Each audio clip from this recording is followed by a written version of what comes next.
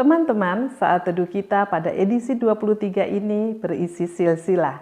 Natsnya adalah kitab Kejadian 11 ayat 10 sampai 32. Silsilah ini pastilah penting sehingga Allah memutuskannya sebagai bagian yang harus ada dalam kitab sucinya. Pesan apakah yang ingin disampaikan melalui nats yang berisi silsilah ini? Tuhan terus bekerja dalam sejarah kehidupan ini untuk menggenapi janjinya. Setelah Adam dan Hawa jatuh ke dalam dosa, Allah berjanji bahwa melalui keturunan Hawa, Ia akan menyediakan juru selamat. Dan sejak itu, Tuhan terus bekerja dalam sejarah. Tuhan bergerak melintasi waktu, hadir di setiap generasi untuk menyelesaikan rencana keselamatannya. Rencana keselamatan Allah dalam sejarah melibatkan orang-orang pilihannya. Setelah memilih Nuh, Allah memilih Sem, anak pertama Nuh. Dari Sem, kemudian Tuhan memilih Arpaksyad.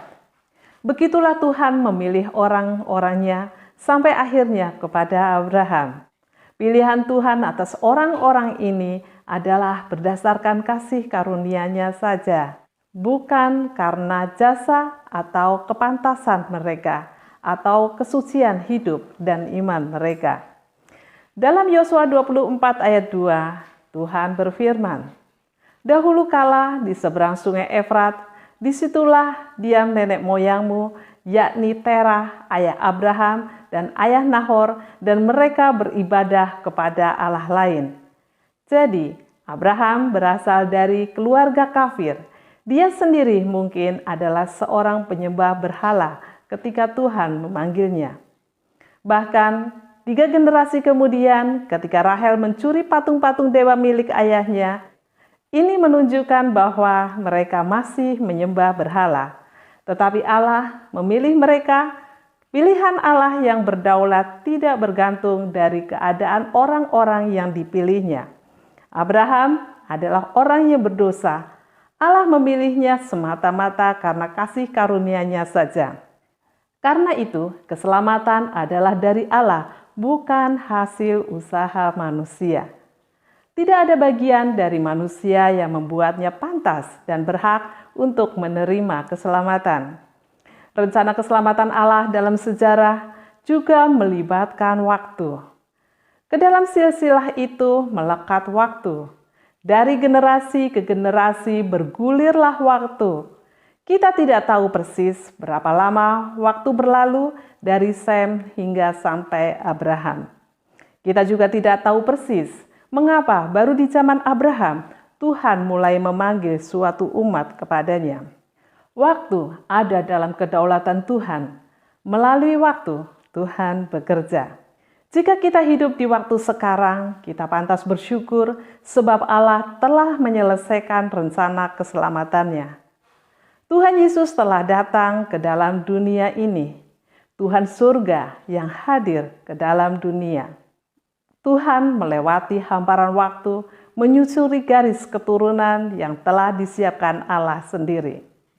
Tuhan Yesus lahir di kandang domba sebagai manusia, dan di atas kayu salib, keselamatan yang dijanjikan Allah itu diselesaikannya. Tuhan Yesus menanggung dosa manusia dan membayar hukuman dosa itu. Dengan kematiannya di atas kayu salib di Bukit Golgota 2000 tahun yang lalu. Waktu ada di dalam kedaulatan Tuhan. Namun, karya keselamatan Tuhan juga melibatkan respon pribadi. Tuhan memanggil Abraham ketika ia masih berada di Ur. Tetapi Abraham hanya pergi sejauh Haran. Dia menetap di sana bersama dengan Terah ayahnya. Barulah setelah Terah meninggal, Tuhan menyuruhnya pindah untuk melanjutkan kembali perjalanannya ke negeri yang dijanjikannya. Tentu ini sebuah pergerakan yang lambat, tetapi Tuhan memakai Abraham. Bersama Abraham, Tuhan bergerak perlahan. Abraham tak selalu lurus menuju tanah perjanjian. Dalam sebuah masa sejarah mencatat, Abraham tinggal di Mesir, tetapi Tuhan tetap bersamanya. Rencana Tuhan melibatkan respon pribadi. Pemilihan Tuhan tidak mensyaratkan kesempurnaan. Walau Tuhan memanggil Abraham, tetapi ayat 30 menyebutkan bahwa Sarah mandul. Tentu ini sebuah cobaan. Tuhan berjanji akan memberinya keturunan sebanyak bintang di langit dan pasir di lautan. Kenyataannya, Sarah mandul. Tetapi dari Abraham juga kita dapat belajar bahwa Tuhan mengubah cobaan menjadi berkat besar dalam kehidupannya. Ishak lahir di saat Abraham meniup lilin ulang tahunnya yang ke-100. Tuhan seringkali menggelar karpet merah di atas kekurangan dan kelemahan kita, agar Ia dimuliakan. Dan kita bisa melenggang sambil merayakan kasih karunia-Nya. Bukankah Tuhan sering berbuat demikian dalam kehidupan anak-anak-Nya?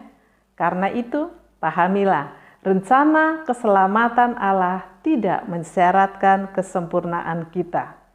Tetapi respon ketaatan kitalah yang dibutuhkan untuk menyambut panggilan Tuhan.